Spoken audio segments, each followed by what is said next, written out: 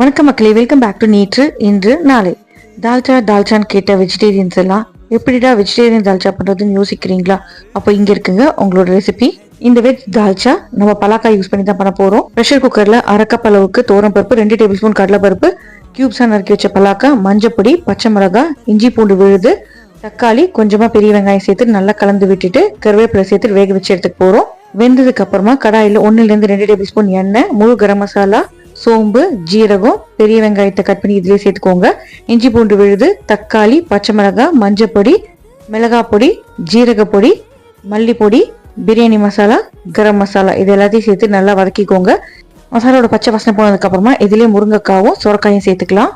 முருங்கைக்காய் ஓரளவுக்கு வெந்ததுக்கு அப்புறமா இதுலயே மாங்காய், கத்திரிக்காய் சேர்த்து நல்லா வதக்கி விட்டுட்டு நம்ம வேக வச்சிருக்கிற அந்த பலாக்கா பருப்பு மிக்சர் இதுலயே கொட்டிட்டு இதுலயே கொஞ்சமா புதினா, கரம் மசாலா, புளி தண்ணி, நெய் சேர்த்துட்டீங்கன்னா தால்ச்சா ரெடி. ட்ரை பண்ணி பாருங்க. தேங்க்ஸ் ஃபார் வாட்சிங்.